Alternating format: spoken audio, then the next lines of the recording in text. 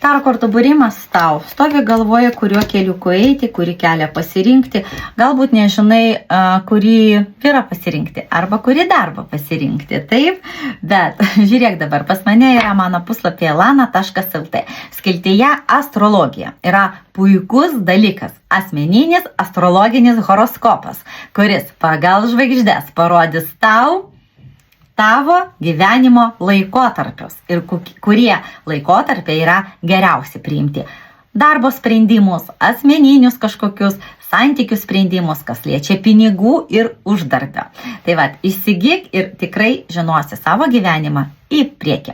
O jeigu nori žinoti čia ir dabar, kokį sprendimą priimti, visada gali parašyti man asmeninę žinutę ir mes užklausim taro kortų, kokį sprendimą tau priimti.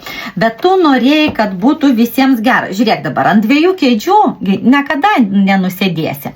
Reikia vis tiek kažką rinktis. O tu norėjai, vat, ir ten, kad būtų gerai, ir tau, kad būtų gerai. Supranti, ir dabar dėl to atėjo nusivylimas.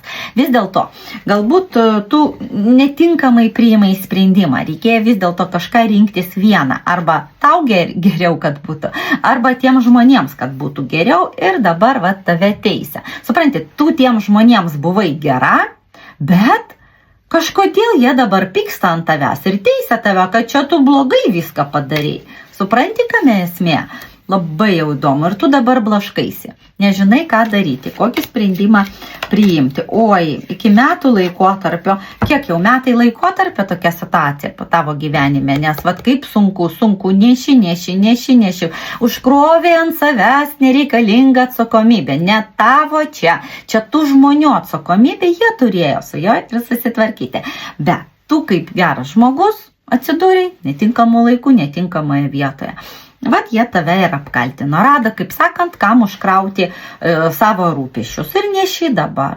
Kaip iš šitos situacijos tau geriausiai išeiti, kaip sakant, ir pagelbėti pačiai savo, rašyk man asmeninę žinutę ir mes užklausim taro kortų. O jeigu nori apsaugoti save nuo netinkamų situacijų arba žmonių, aš pati turiu visada šalia manęs amuletas mano, stiprus amuletas namų kvapų pavidalu. Įsigyti gali mano puslapyje lana.lt, skiltyje amuletai.